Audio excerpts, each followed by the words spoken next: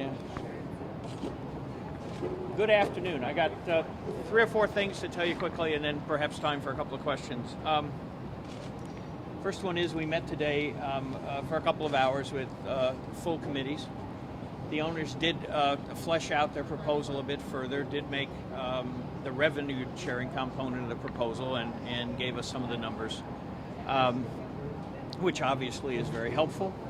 It will take us some time to review that information, digest it, model it, and figure out what the appropriate response is. And before that, make sure that we understand it, understand the definitions and what goes into it. Yesterday, late last evening, we did begin to get the first installment of club financial information that we'd requested and they'd undertaken to begin to produce. I am told that it's the first small portion of it, that there is far and away the overwhelming majority yet to come, but we assume that that'll be coming in due course. And in order for us to be in a position to make a comprehensive response or counter-proposal or alternative proposal to the club's principal economic proposal, obviously we're going to have to be in a position to complete that process, and that's going to take some time to do. Third thing today was that we had a discussion about how the players react to the proposals that would modify the terms under which players negotiate individual contracts, things like 10-year unrestricted free agency, elimination of salary arbitration, limitation on contract length, and so on. We talked about that for a while. It will come as no surprise that the players are not enamored with those kinds of changes. Fourth thing is that the meetings today are not concluded. There is a subcommittee meeting or two on various topics going on upstairs, and there will be more meetings of that type going on tomorrow.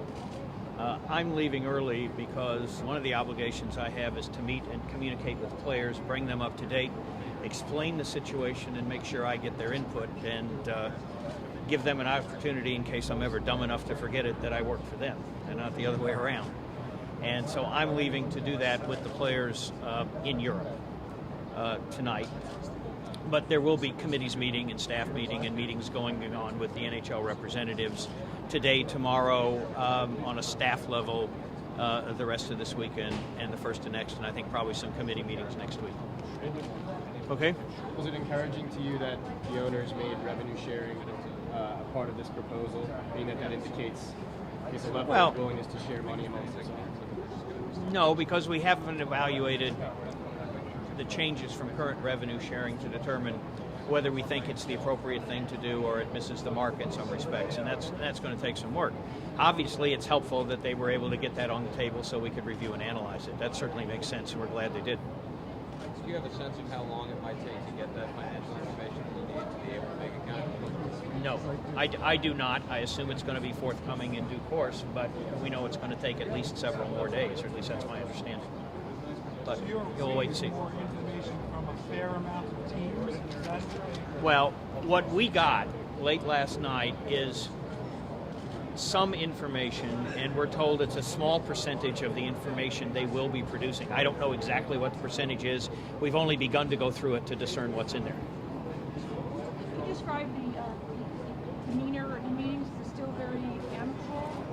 Well, the demeanor is very frank and businesslike. When we agree on things, it's very pleasant. When we don't, it's less so. It's not a lot more to say about it. Still optimistic that these I'm out of the optimistic, pessimistic business. I have been for about 25 years. I don't do that. And you said the players, some of them were not happy, enamored with the proposals. Now, what I said is that we let them know that as a general matter, players are not enamored with the proposals they made that would restrict player bargaining power on individual contracts. The information you're getting, is it strict economic information that you're getting from? I personally haven't seen it yet. It came in late last night, and the professionals are looking at it. So I can't tell. I can't answer that question. Are you expecting it to be strict economic information? Is that Well, that's what we requested. Yeah. But I don't know what's there yet.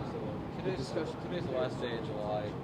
Looking is September 15th, is the expiration of this day. I know that you've been saying that you'd be willing to continue playing under the current agreement with 6 weeks, basically. Is there anything to be said about the pace of negotiations at this point? Nothing I'm prepared to say now, and all I've said about September 15th, and I'll repeat it, is that September 15th is not a magic date unless somebody wants to make it so.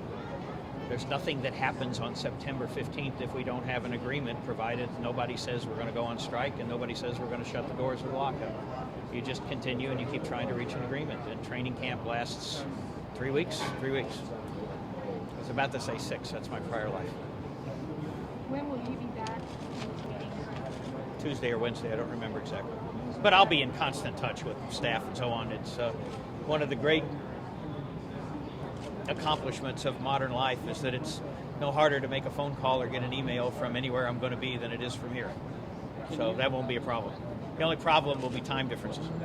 Can you take part in the negotiations by phone or If need be, I could.